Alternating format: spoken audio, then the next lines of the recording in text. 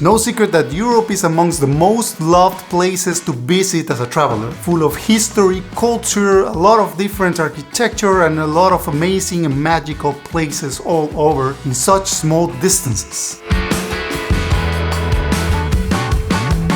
Traveling across it requires some very good planning if you don't want to waste time or money. So whatever tips you can get to make this plan as good as possible is always a great option to have. So here are 10 tips for your next Eurotrip.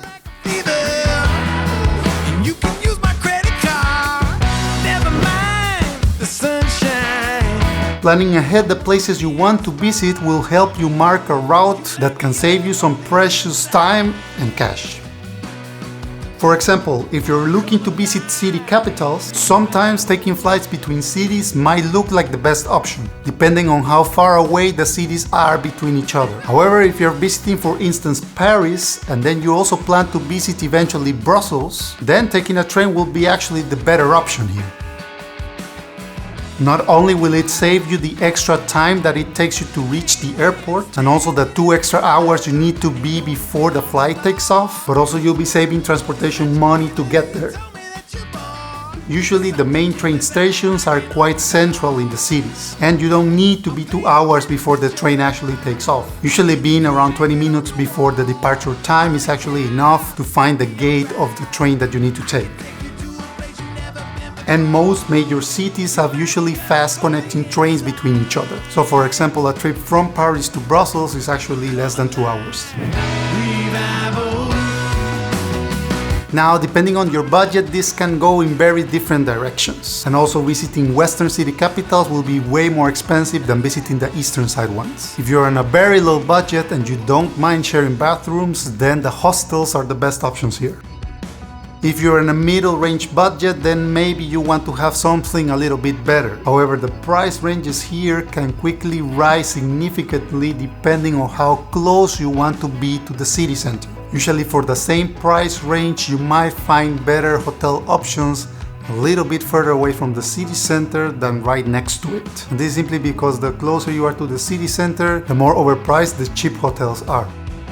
So when looking for hotels that are a little bit further away from the city center, look for the ones that are closer to the train stations. That way you can move faster to reach the attractions. However, depending on how much time you're spending on the city, this might actually not be the best approach to do. For example, when we went to Paris, we actually stayed at a hotel that was quite far away from the attractions, and it took quite some time to actually reach the Eiffel Tower and other places. And because of the short time period that we were there, then we actually felt like we lost quite some time just moving around to see the attractions. Talking about tight schedules, if you're considering to visit a museum, then plan at least a couple of hours of your time to be there. Otherwise, you will be just rushing it through it and not really enjoying the time there. In my case, I usually do not really spend much time on museums. I'd rather go inside a cathedral or a governmental building or a palace or a castle, as these usually have very incredible decorations on the inside.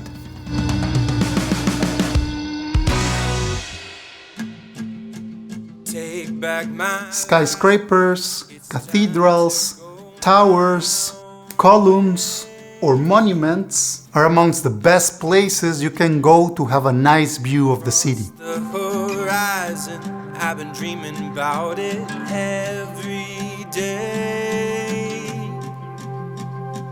So pay attention to those kind of buildings when you're traveling, as you might miss watching the city from above.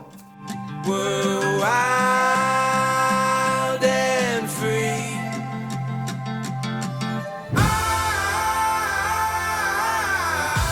If you're visiting a city that has a lake or a river or canals, then take the time to get on a cruise tour or a boat tour across the city. This is something we like to do quite often, as the views of the city from there are quite different, and you get a nice feeling from it that makes you enjoy even more your trip.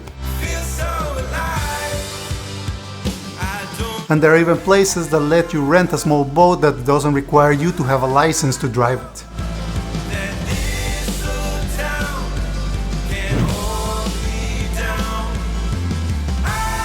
This is one of the most common recommendations people make for visiting Europe. And yeah, it's no joke that the high crowds are always during the summertime, and this is because of course the local tourists now on vacations gather up with the common international tourism, and then there's people everywhere, especially on the touristic hotspots.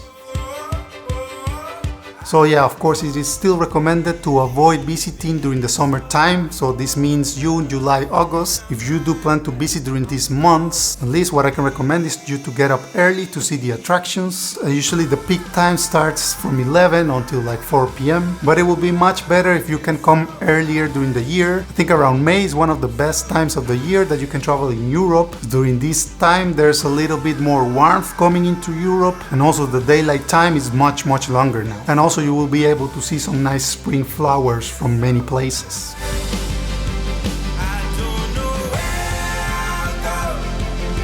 However, if you're planning to come here for some natural places to visit, maybe the month of October will be a very nice option, as the fall leaves are starting to show up the nice colors.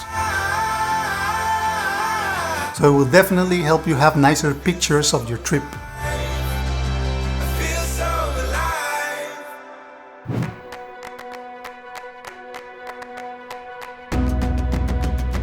One of the great things Europe has in terms of communication is the ability to have roaming without additional fees between countries in the European Union. This means you can use the internet service provider from one place to the other without any additional costs or any additional configurations that you need to set up on your phone. Also, with the eSIM technology now that some phones have, like the iPhone 14, you can check out with your local carrier to have an additional option for an international plan when you're visiting Europe. Or if you still have the SIM card option, then you can go to a local carrier on the country that you arrive and ask for a SIM card there that you then can use across all the countries that are part of the European Union during your visit. In case you don't want to get a SIM, then usually hotels and restaurants offer free Wi-Fi service. Also, you can download offline maps with your map application, so when you are moving around the streets, you can turn on the GPS and actually can move around with your phone to find locations without having internet connection. And yeah, a lot of people don't know you can have GPS without internet.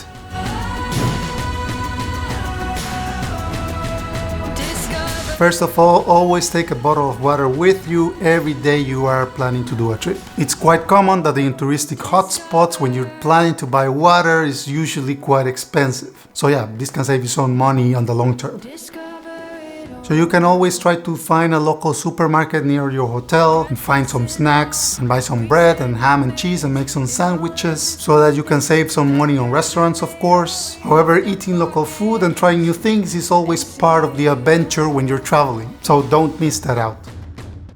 If you do plan to go to restaurants, usually the most obvious option is not always the best one. Commonly on the places where there are the top attractions, there are restaurants close by. These for the most part are either very expensive or not very good at all, or in worst cases they're both. So take some time to find some nice restaurants, either by asking at the hotel reception or by looking at your Maps application and finding out the reviews of how good a restaurant is or not. I know sometimes it's a little bit annoying to do it, and yeah, the more you can plan this ahead of time, the less time you will lose during the day that you're looking for a place to eat, because this is something for us that happens quite common. And if we don't look for a restaurant beforehand, and then when you're really hungry trying to look for one, not always the best options come along.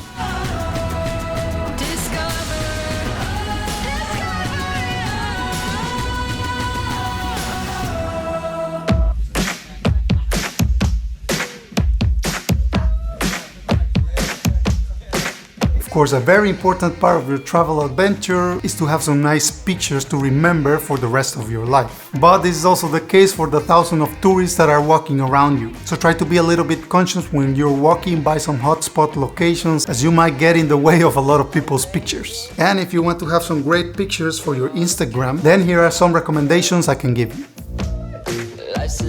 Sometimes when you arrive to a very popular location, you will see it full of people taking pictures of that place. Sometimes this is only a wave of tourists that come maybe from a tour, that they are all of course in the same spot at the same time, and if you just wait for a few minutes, then you might get a little bit less amount of people for your pictures.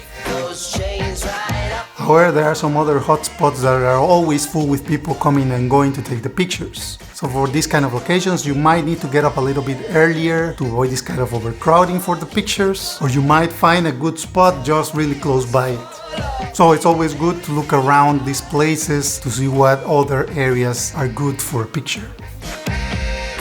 Yeah, for me, a selfie stick is still quite a good option to have for taking pictures. I know the trend has been lowering over the past few years, but having this extension arm will get you a better overview of the whole landscape that is behind you and make you a better part of the picture overall. Yes, I know for some of you, you may say, oh, this is too much already. But believe me, there are very nice results you can get out of this. And nowadays there are very good selfie stick options that come with a tripod, so something to consider for your trip. And remember, you can always tilt your phone sideways to have some nice landscape pictures.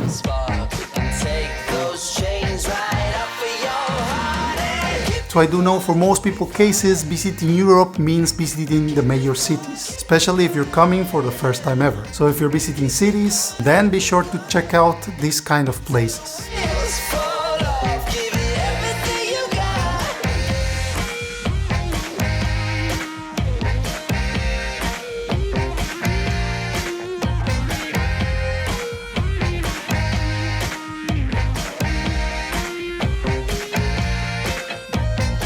However, I do like to point out that Europe has also a lot of very beautiful natural landscapes. Places like Italy, Portugal, Switzerland, Austria, Norway, and even Germany are amongst many of those places that have amazing natural beauties. So if you do plan to include these into your trip, then be sure to look out for these kind of places as well.